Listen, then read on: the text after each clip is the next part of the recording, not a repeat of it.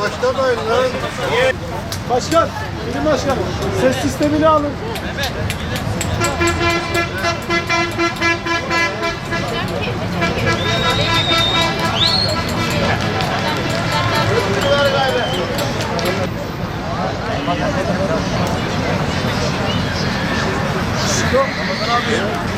Hazır mısın?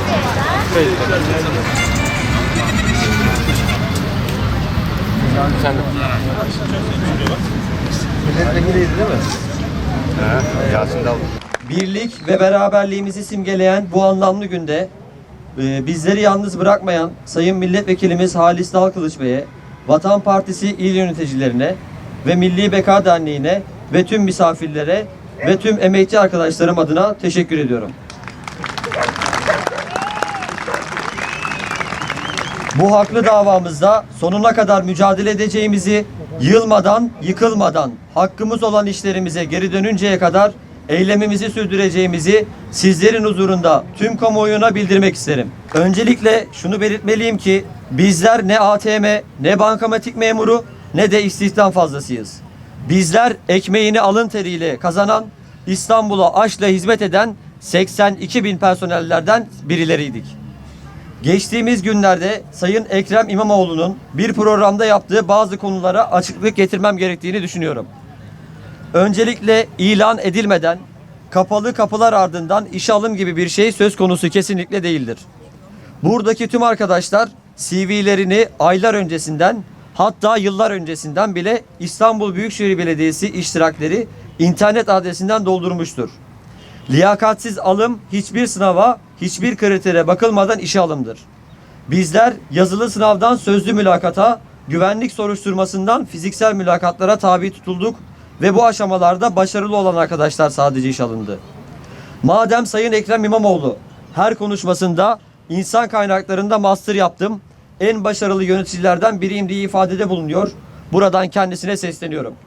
Sayın Ekrem İmamoğlu, Sayın Büyükşehir Belediye Başkanı, sizden arzumuz bu komisyonun bir an önce sonuçlandırılması ve haksız yere çıkartılan arkadaşlarımın bir an önce işlerinin başına dönmesidir.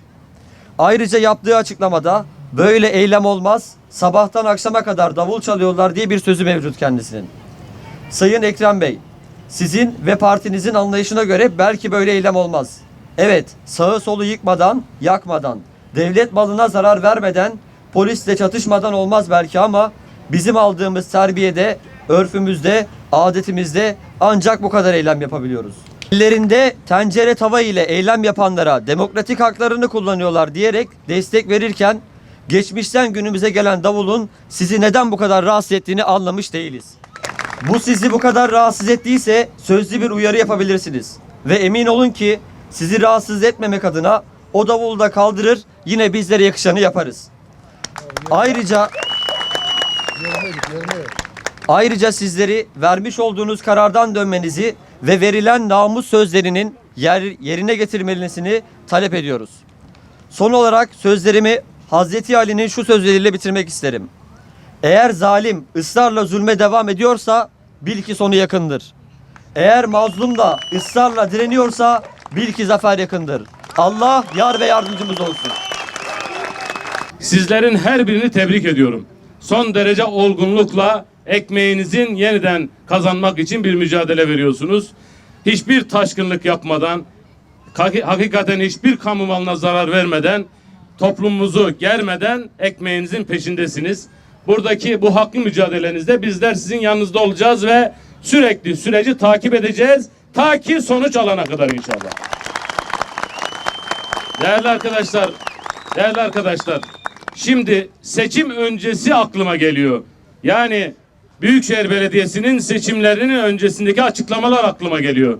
Cumhuriyet Halk Partisi'nin Genel Başkanı Sayın Kılıçdaroğlu namus sözü vererek hiçbir işçinin hiçbir belediyede işinden olmayacağı sözünü vermişti. Ben namus anlayışının ne anlama geldiğini kamuoyunun vicdanına havale ediyorum. 2. Her yerde seçim kampanyasında kucaklaşmaktan bahseden Büyükşehir Belediye Başkanı arkadaşımız kucaklaşmadan kastı neydi? Gerçekten Büyükşehir Belediyesi'nde çalışan, emek veren arkadaşları kucaklamayı başaramayan, onlarla kol kola İstanbul'a hizmet etmeyi başaramayan insan İstanbul'la nasıl kucaklaşacak? Türkiye ile nasıl kucaklaşacak? Hangi kucaklaşmaktan bahsediyor? Bunu da kamuoyu adına soruyorum. Siz burada ekmeklerinin peşinde olan insanları sadece işinden etmediniz. Aynı zamanda onları gerçekten tahkir edici, üzücü açıklamalar yapıyorsunuz.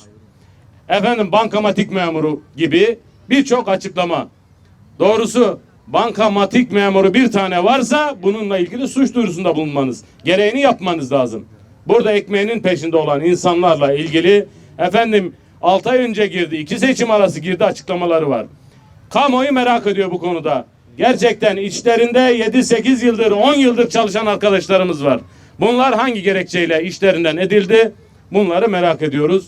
Ve buradaki değerli kardeşlerimizin, emekçi kardeşlerimizin, işçi kardeşlerimizin bu süreçteki verdikleri mücadeleyi hem önemsiyoruz hem de ekmeğin partisi olmaz. Emeğin partisi olmaz. Burada hangi parti mensubu olursa olsun arkadaşlarımızın bu haklı mücadelelerine destek vereceğiz.